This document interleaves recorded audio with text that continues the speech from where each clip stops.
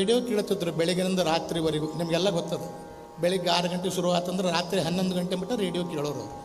ಅವಾಗೆಲ್ಲ ಶಾಸ್ತ್ರೀಯ ಸಂಗೀತ ಬಹಳ ಇರ್ತಿದ್ವು. ಅವಾಗ ನಾವಲ್ಲಿ ಸೇವೆ ಮಾಡ್ತಿದ್ವಿ.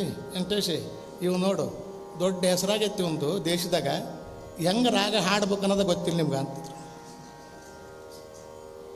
ಇವನು ದೊಡ್ಡ ಹೆಸರು, ಮುಂದೆ ರಾಗ ಇವನು ದೊಡ್ಡ ಹೆಸರು ಇವರು ದೇಶದಾಗ, ಇವ ರಾಗ ಹೆಂಗೆ ಹಾಡ್ತಾವೆ ನೋಡಂತ ಅವಾಗ ನಮ್ಗೆ ಹಾಡಿ ತೋರ್ಸೋರು ರಾಗ. ಆ ರಾಗ ಅವ ಹೆಂಗೆ ಹಾಡ್ತಿದ್ದ, ನೀ ಹೆಂಗೆ ಹಾಡಬೇಕು ಇದನ್ನು ಹಾಡಿ ತೋರ್ಸೋರು ನಮಗೆ.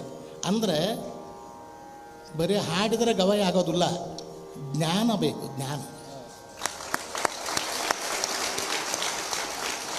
ಹಾಡೋರು ಬಾರಿಸೋರು ಭಾಳ ಮಂದಿ ಸಿಗ್ತಾರೆ, ಆದರೆ ನಮ್ಮ ಗುರುಗಳಂಥವ್ರು ಜ್ಞಾನಿಗಳು ಸಿಗೋದಿಲ್ಲ. ಇದನ್ನು ಭೀಮಸೇನ್ ಜೋಶಿ ಅವರು, ಮಲ್ಲಿಕಾರ್ಜುನ ಮನ್ಸೂರವರು, ರಾಜಗುರುಗಳು, ಗಂಗುಬಾಜಿಯವರು, ಕುಮಾರ್ ಗಂಧವರು ಎಲ್ಲರೂ ಒಪ್ಕೊಂಡಿದ್ದರು ಗುರುಗಳಿಗೆ. ಅವರು ದೊಡ್ಡವರಪ್ಪ ಅಂತಿದ್ರು. ನಾವು ಬರೀ ಹಾಡವರು, ಅವರು ರಸಋಷಿಗಳವರು ಆಯ್ತಿದ್ರು. ಅದಕ್ಕೆ ಈ ಆಶ್ರಮ ಇವತ್ತಿನವರೆಗೂ ಹಿಂಗೆ ನಡೆದದಂದರೆ ಅವರಿಬ್ಬರ ಕೃಪಾಶೀರ್ವಾದ. ಪಂಚಾಕ್ಷರವಾಗಲಿ ಪುಟ್ಟರಾಜವಾಗಲಿ ಕೃಪಾಶೀರ್ವಾದ. ಇಲ್ಲಿ ಯಾರಾದರೂ 12 ವರ್ಷಕ್ಕೊಬ್ಬರು ತಯಾರಾಗ್ತಾರೆ. ಇದು ಖಂಡಿತ. ಇದು ನೋಡ್ಬೇಕಾದ್ರೆ ಮುಂದೆ ಒಂದು ದಿನದೊಳಗೆ ನಿಮಗೆ ನಾ ಹೇಳಿದ